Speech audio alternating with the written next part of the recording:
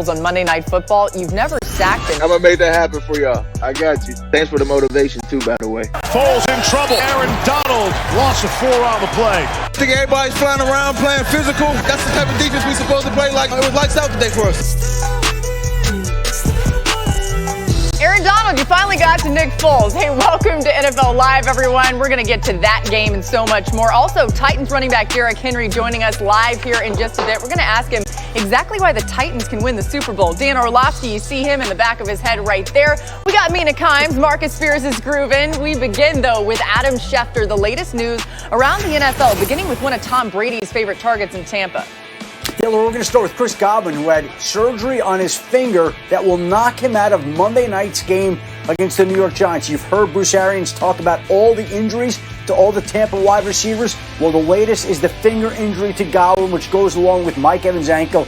Tampa's wide receivers are banged up, and that explains why they officially signed wide receiver Antonio Brown today to a one-year deal with a max value of $2.5 million. Take note, the deal included zero guaranteed money. And so Antonio Brown knows he has to be on his best behavior, and if he's not, Tampa Bay simply will move on from him at that point in time. And Christian McCaffrey was back at practice today. The Panthers took him off IR, designated him returned to practice. He started the day in a red practice jersey, then took that off, went through practice.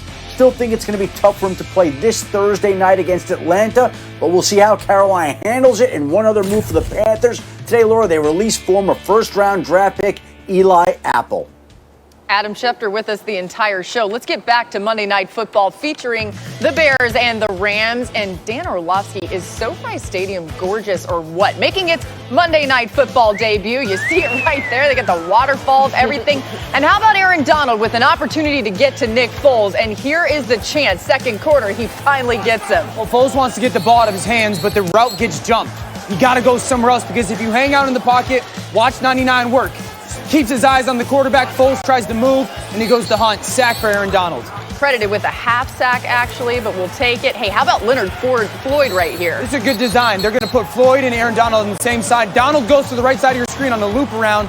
That leaves Floyd one-on-one with the tackle. Sack for 54. Former 9th overall pick by the Bears in 2016. Probably getting some revenge on his former team. Third quarter, Bears down 17-3. Foles not able to get that right This is a poor decision, but it's also great coverage. Watch Hill play outside leverage. Gets his head back to the ball. Taylor Rapp, run to the football. You never know if it's going to get tipped up for an interception. Great team defense there by the Rams. Rams go on to win 24-10 in Monday Night Football, and Aaron Donald recorded a season-high 7 pressures in last night's win. He's now tied with Myles Garrett for the most pressures in the NFL this season, but the big difference between Donald and the league's other top pass rushers is that he's getting it done despite being double-teamed on 68% of his pass rush snaps. Imagine how frustrating that is. Doesn't matter for Donald, though. That's the 5th highest rate in the league and a significantly higher rate than any of the other players on that list you see there. So, Mina, how did this Rams defense affect Nick Foles in ways that we won't necessarily see on the stat sheet? You know, Laura, it's hard for me to feel bad for Nick Foles. Man's made over $70 million. He's won a Super Bowl. He's got maybe the best nickname ever given to a quarterback. Won't say it. This is a family program. But I felt sorry for him last night because, and this is not to absolve him of blame. He didn't play well, but his offensive line was getting absolutely whooped up front. You saw in the highlights Aaron Donald wrecking havoc, Leonard Floyd. I thought Michael Brockers played well. And where that shows up is not just in sacks and pass rush wins, but also on third down. Nick Foles actually went 8 for 10 throwing on third down, but only converted 2 of those passes because they were all short of the sticks. That's what happens when you're under pressure all night. He didn't have a chance. You're seeing it over and over there. And that's why the Rams won this football game, because the amount of pressure they were able to generate up front. Yeah, Mina, that third down stat is wild, right? And so we went into this game talking about the Bears defense and how good they are, rightfully so. But then watching the Rams defense, they're the story of the night, and it's not just Aaron Donald. Like, the Rams showed me that their defense is bigger than just 99. Leonard Floyd, you get one-on-one in a tackle, you go eat. You get made better because of Aaron Donald. Jalen Ramsey, the high-paid corner, used in so many different ways. Go get yourself a pick. Micah Kiser, you're becoming a big-time linebacker in the NFL. Troy Hill, we saw his interception. Taylor Rapp, we saw you run to the football. So, like, we give a ton of praise to Aaron Donald, as we should. But this Rams defense is bigger than just one star. They got a lot of really good football players, and when they play together, they showed last night they're a dominant defense. Yeah, it certainly helps when you have Aaron Donald on your defense because every opposing team's going to have to think about him a lot. Marcus, despite their record coming into the game, there were some questions about the Bears' offense, no matter how you looked at their team holistically. So in your mind, what did you see after seeing them against a really talented defense? Yeah, Mina Kimes, we're going to start this show off on Tuesday being nice to people. I'm the guy that's supposed to be mean, okay, to people. And the bottom line is this. The Chicago Bears offense stinks. It's really easy when you got players like Dan just mentioned to look good against an offense like this. They are so old and archaic and vanilla. It is so easy. You look at the direct opposite of what Sean McVay did offensively last night. Jet sweep, motion, moving the point for the quarterback, making sure he's playing with the defense eyes, creating leverage before the ball is even snapped. And then on the other side, you know what Matt Nagy said? We're going to line up. We're going to line up in the same formations we've been lining up in all season long, and we're going to get our head beat in by Aaron Donald. And the funny thing is, when Dan pointed out all of those plays those other guys made, 99 showed up.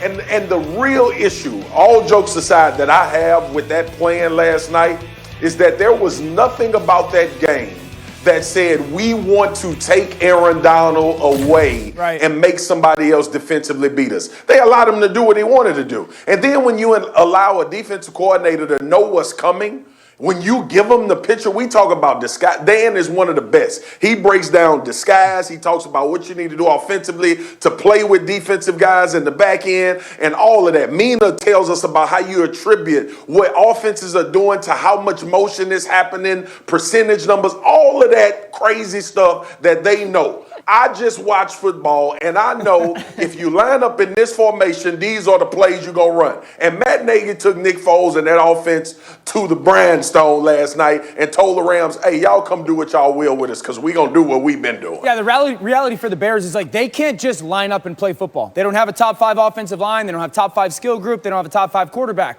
So the coach needs to be a difference maker. That's what Marcus is saying. Like the coach needs to be more creative to close the talent gap, and that's where the Bears are kind of missing the point on offense right now. Yeah, and Matt Nagy said today he does not intend to relinquish any play-calling duties or make a change at the quarterback position, which, of course, they've already done this season, saying the problem not just one person. We're just getting started on NFL Live, so don't go anywhere. Derrick Henry joining us, and in true big man ball-in fashion, Marcus has got some of his favorite ball-in moments. King Henry himself that needs to make a move, each of you. Marcus, let's start with you. I'm going with the Kansas City Chiefs, and I know everybody's saying they don't need a damn thing. They could use Quentin Williams and make these 2 D tackles between him and Chris Jones improve this team. Look, this dude can play. He's another victim of playing for the Jets, okay? And if you add him to the mix of that D-line along with Chris Jones and Frank Clark, you had another pass rusher and a good run stopper, and now you got an opportunity to rush 4 up in Kansas City. The Green Bay Packers, to win the Super Bowl, need to trade for a receiver. Michael Gallup, Kenny Stills, Will Fuller, A.J. Green, somebody, because if you watch the tape against the Houston Texans the other day, because Allen Lazard is out, you realize they got Devontae Adams right now, and that's it. And we don't know when Allen Lazard is coming back. They need to trade for a receiver to go win the Super Bowl this year. I just want to say, if the Chiefs get Quinnen Williams, the rest of the league should file a complaint because that'd be so unfair. I'm giving the Ravens a wide receiver. It's no secret that Lamar Jackson has not had the best year as a passer, and things he excelled at last season, throwing out of empty, throwing against the blitz, he's struggled at this year. I think it's because he needs a shifty slot receiver like a Jamison Crowder from the Jets or a Golden Tate from the Giants as a secondary option to Hollywood Brown. Yeah, Mina, the Ravens did make a move at wide receiver today, signing Dez Bryant to the practice squad. You see Bryant's tweet there, "My emotions running high right now. I'm thankful I can't stop crying."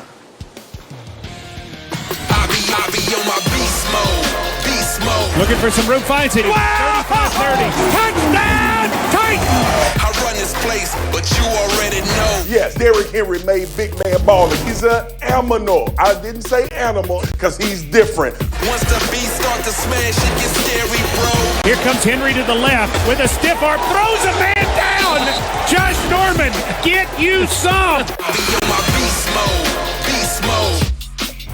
Oh, Derrick Henry has been an absolute bulldozer for the Titans since the start of last season. He's recorded 1,268 yards after contact, including the playoffs. That's by far the most in the NFL over that span, over 300 yards more than the next closest player. It's clearly no easy feat to bring down King Henry. And we're now so glad to welcome Derrick Henry to the show today, joining us on behalf of Old Spice. And Derrick, we're basically just here to pump you up. We just talked about how great you are. Now we got even more of that here with Marcus Spears. So Marcus, take it away and show him some of his great plays.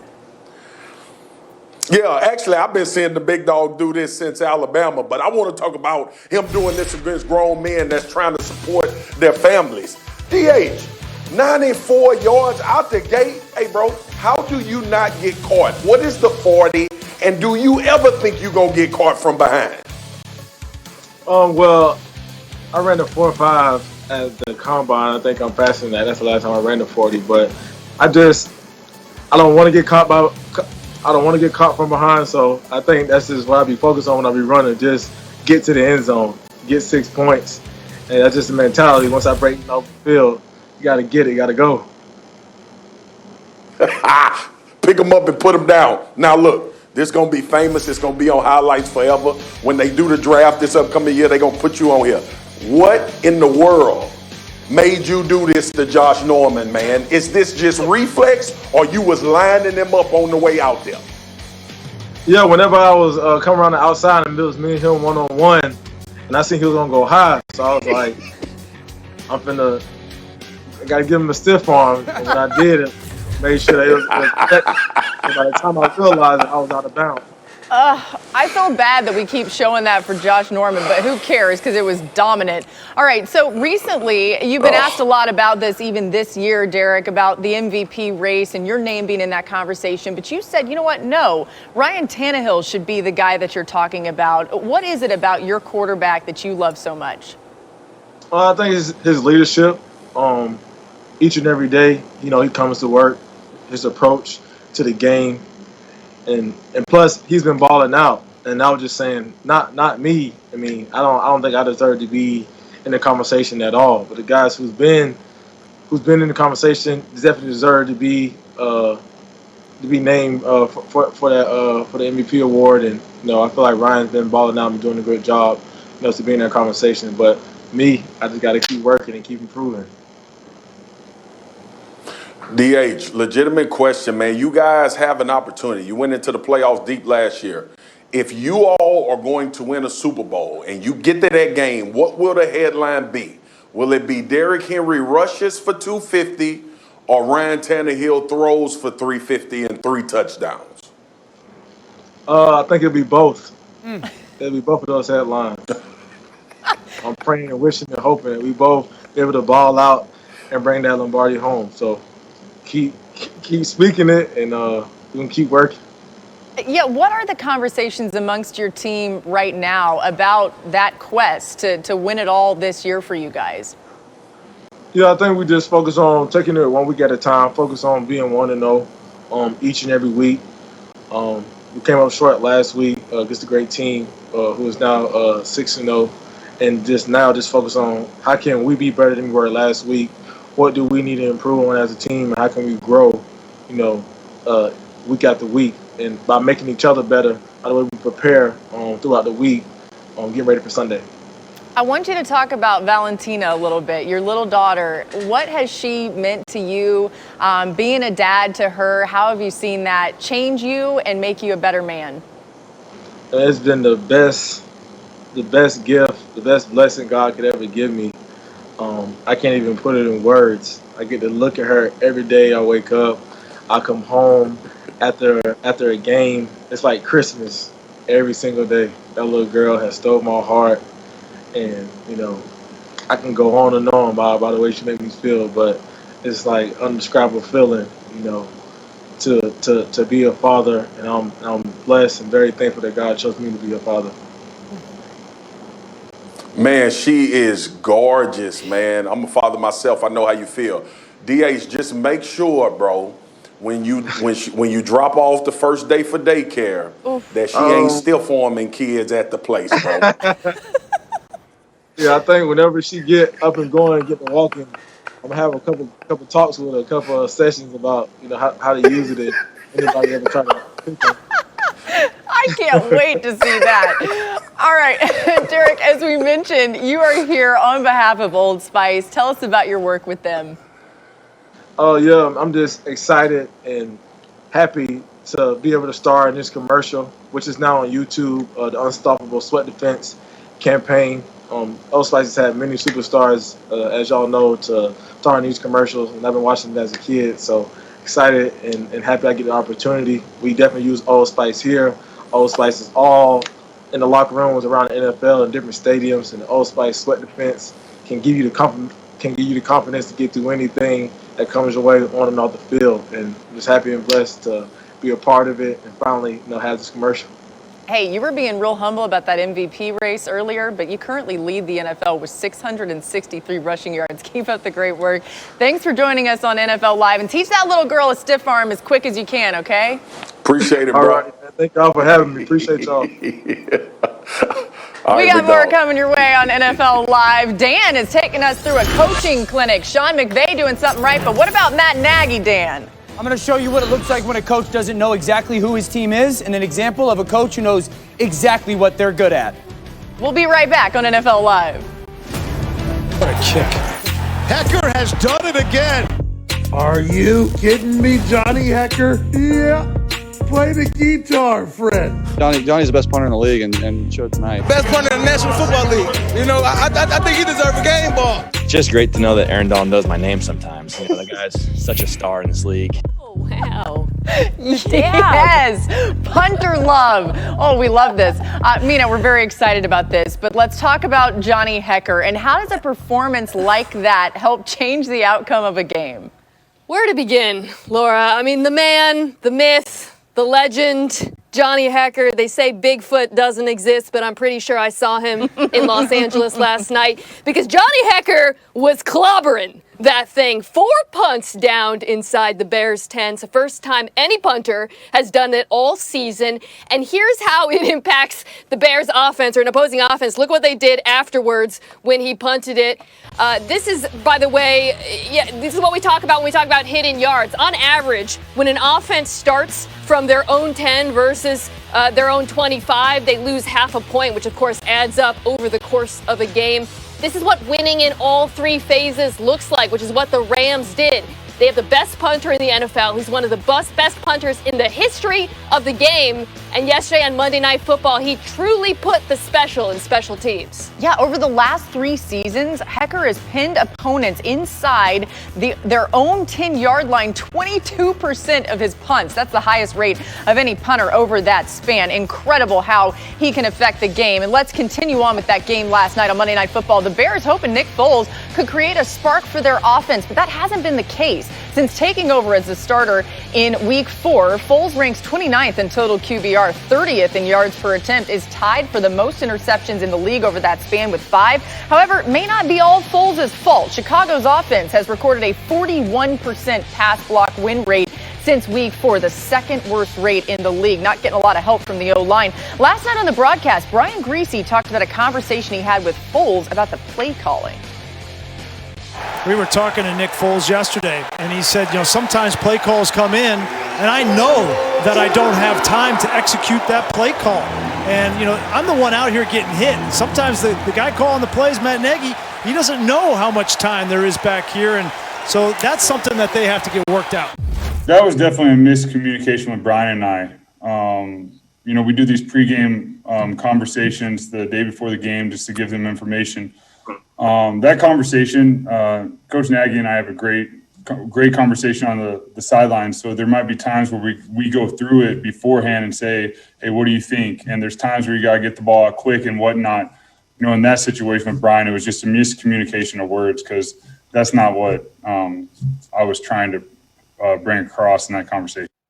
A Okay, so a little bit of clarification there from Nick Foles. But, Dan, we just heard that the coach and the quarterback might not be on the same page for the Bears. What does the tape from what you see say about Nagy's play call? Well, Matt Nagy doesn't know what the Bears are really good at offensively, and he also doesn't know of what to avoid when it comes to their offense. Something the Bears do well is play with tempo, and when they do, it usually leads to the best opportunity for scoring drives. Last night, 1st and 10. This is going to be the play-action pass where Foles drifts out to his right, throws back across his body. Cole Kmet for a huge conversion one-on-one downfield. Oh, great. Now we're going to watch Nick Foles jogging. This is the Bears offense playing with tempo, so they get up there again. 1st and 10. Let's just get lined up and get the defense kind of off balance a little bit. Foles gets out of the pocket, something they need to do more of. Play-action pass. He creates. Great conversion. Now let's go to 2nd down. You're going to see, look at that signal. We're playing no-huddle tempo football. They run it on 2nd down, get a yard, go no-huddle again, get the 3rd and 2. Conversion for a 1st down. That's great. That's doing exactly what you should do. Now 1st and 10, for some reason, they huddle up. This is not who the Bears offense needs to be. They're going to go about minute 9 on the clock. You're going to see a run. And because they huddled, defenses can change their personnel, and all of a sudden, they get to 3rd and 5. Now look at the clock.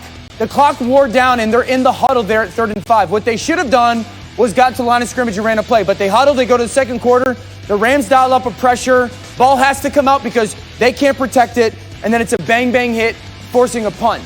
That is a perfect example of Matt Nagy not having a feel for what they're good at. You just went down the field with tempo. Don't huddle. You're not good at it. And at the end of the 1st quarter, you should have ran to the line of scrimmage with about 20 seconds on the clock, got into formation, and tried to gather some information of what the Rams were going to do. Because if you lined up in that bunch, you might have seen the Rams showing pressure. The end of the 1st quarter comes, and then you have a plan for it. Hey, let's talk about that blitz that they were going to look at and how we want to defend it. Yeah, you were standing up for that whole thing, so I don't know why you just sat back down. You're about to stand back up again, because on the flip side of this, McVay seems to have all the right answers dialed up for his offense. You said the gap between these two coaches is very large. Why? Whatever you think it is, times it by 100. Because Sean McVay knows exactly what the Rams are good at, and they major in it, and then he knows what they're not good at, and he totally avoids it. Last night, they're good at tempo, pre-snap motion, and then movement outside the pocket. So what you're going to see, no-huddle offense. Jared gets the line of scrimmage. Dummy cadence. He's going to see the safety go back to the middle field. Great, you're going to play cover 3. So now we'll see the 2nd step. There's the no-huddle. This is the 2nd step, pre-snap motion. Cooper Kupp, pre-snap motion's across, and while they do that, we're going to show you his scissors. Robert Woods sneaks out the backfield to the vacated spot in the zone. And what's the 3rd thing? Play-action pass, moving the pocket outside. Jared Goff goes play fake. Look at all that space that they've now created because of those 3 steps and easy completion for their offense. They major in all 3 things. Now, what do they not do well? Drop back pass. Early on in this game, 3rd and 4. If I get into empty and I see you coming with a 6-man pressure, Jared Goff's like, no. We are not good at this. I'm not going to do this. So he's just going to walk up to the line of scrimmage, make a check to a little quick screen to the perimeter to Gerald Everett. And here's the thing. Sean McVay knows we are not good at that. I'm not going to expose my football team to anything bad. If we don't get the 1st down, I don't care. I'm just going to kick it out to Everett, and if I have to punt, I'll punt. But he knows that that's not what they're good at, and so he's not going to do it. That's why the gap is totally different. The Rams major. They major in the things that they excel at, and Sean McVay's like, you know what? The things that we're not good at, we're never going to do. And it showed last night. Yeah, it's so interesting. It should be as simple as this. Just create your scheme around the strengths of your players, right? I don't know why that's so hard. All right, we've got so much more coming your way on NFL Live still. And some say Jerry's world has a leadership problem. Does it start with Jerry himself? Wait until you hear what he had to say about all of that earlier today. Got a little testy on the radio. We'll be right back. No secret the Dallas Cowboys are struggling mightily, coming off another loss and their quarterback Andy Dalton injured. So Jerry Jones has a weekly radio appearance on 105.3 The Fan, and today it got a little heated. Jerry was asked if the team has a leadership void. Take a listen to this exchange. But seriously, where would you have a leadership void? Is it an experience void? Is it a talent void? Is it a leadership void? I'm not trying to be cute here. The answer is no. The answer is no. I'm asking. There's not a. Well, just shut up and let me answer. No. When I go into the locker room, there's no leadership void in my eyes. So Jerry did go on to walk back a little bit of that testiness at the end of the interview. But Marcus, you're taking a deep breath after you heard that. What do you make of Jones' comments? I mean, listen, Jerry knows it's a leadership void. We play this same song. We've been playing this same song, but it's obvious on this team. Your leader fractured his ankle, okay? Yep. And he's not in the locker room anymore to make sure everything is running smoothly, guys are getting back on track. It relates on the field as well. Dak Prescott was on the field. This team was still bad. They were still having turnovers. The defense was still giving up a lot, and they were in games because Dak Prescott was on the field being a leader. There's a leadership void. And then you go to another level. The coaching staff. It's a leadership void. This team is making the same damn mistakes they've been making since week 2 of the season. So at some point, the leadership of the coaches need to say, hey, we're not going to allow ourselves to be beat this way anymore. That's the second thing. The third thing is the general manager. Yes, Jerry Jones, I'm talking to you. Maybe it's time for somebody to come in that's going to be ingrained in roster building, making sure you don't have cataclysmic problems if people get injured or you lose position groups or things like this transpire. Defensively, you are devoid of talent. I don't know if anybody else told you, but you are. You're devoid of talent up front. There's not enough playmakers and players on the defense right now. It's a leadership void on all 3 levels. And anybody that's watching football, been around football, and watching what's happening in Dallas knows it's a damn leadership void and also a production void and wrong decisions being made. And I'm going to leave it at that because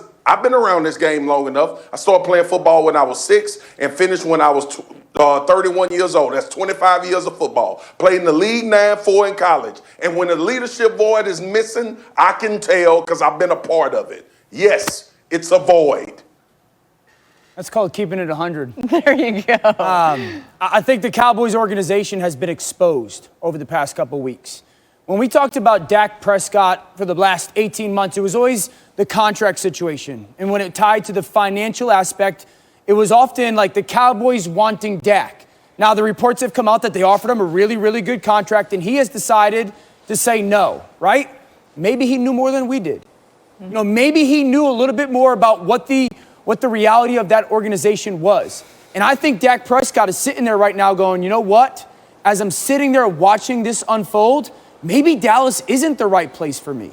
Like maybe Dallas is not the place for my future because if I'm Dak Prescott, I'm sitting there going, how can they fall apart so fast, so much without me? Like he's a really good player. I get all that. But teams lose players and quarterbacks at times and they don't fall apart. The Cowboys organizationally have fallen apart. And I think Dak is going, you know what? This isn't a one-year fix. Me coming back next year is not going to fix everything that's going on with Marcus's point at the top and what's going on with the lack of leadership at the head coaching position and what's going around the lack of leadership at all the coaching positions and the other players. The Cowboys organization in many ways has been exposed. Players change, quarterbacks change, coaches change, but the one constant here is the owner, Jerry Jones. After he, sniped at that radio host, he apologized by saying, well, there's an old saying, if a old man has a little money, you don't want to piss him off or something. I don't even think that's a real saying, by the way, and it's very syntactically confusing. But let's talk about that money, Jerry, and let's talk about how you spent it. Because in the year 2020, there is nothing more important in football than passing the ball and stopping the pass. Jerry Jones chose not to pay their quarterback who passes the football. I know they offered him a contract, but it wasn't what he wanted, okay? And meanwhile, he didn't invest money in stopping the pass and the right players. Ezekiel Elliott, they drafted before Jalen Ramsey, who we saw balling out last night. Mm-hmm. They paid him and Jalen Smith, let Byron Jones walk, and they can't pass the ball or stop the pass. It's not that complicated. It's not complicated. This is a poorly built football team, and you're seeing the consequences. Let's get Adam Schefter back in here for a little more context. And Shefty, the Cowboys were one of the first teams making a coaching hire last offseason when other teams were certainly looking around. But what led them to Mike McCarthy so quickly? Well, I think the fact that he had the track record he did in Green Bay, Laura, and the fact that he had taken off a year of football, studied the game, and they felt he was ready. And Mike McCarthy is an excellent football coach. There's no issue there. The issue is that they conducted a two-person search. They interviewed Mike McCarthy, they interviewed Marvin Lewis, and they called it a wrap. Now, if we go back over time, teams that conduct almost annual coaching searches seem to go through 6, 7 candidates. The executives conducting those interviews are away for a couple of weeks. The Dallas Cowboys last did a coaching search back in 2010, and the man they wound up hiring came from within the organization, Jason Garrett. So they knew him. So they really haven't gone out and talked to other candidates, younger, older, different perspectives. We don't know what they might have gained from doing a process like that. It can't hurt to listen in, to hear what other qualified coaching candidates might say and think about your current roster. They were quick to wrap it up because they believed in Mike McCarthy. They felt he was the right man, and they didn't need to go any further. And so far, the results are what they are. A lot of people disgruntled, a lot of people pointing fingers, a lot of people unhappy. The fact of the matter is, they're not going to make a head coaching change. They're not thinking about making a head coaching change. There might be assistant coaching changes that are going to be coming sooner rather than later, but it's not going to be the head coach that they're going to change because they still believe they found the right man. Yeah, the Cowboys off to a 2-5 start. That's their worst start through 7 games since 2015 when they also started 2-5. We got more coming your way on NFL Live, so stay tuned for this. Tom Brady's been looking like the Tom Brady, like GOAT status Tom Brady. Why is he so good right now? Mina's got some ideas. We'll be right back.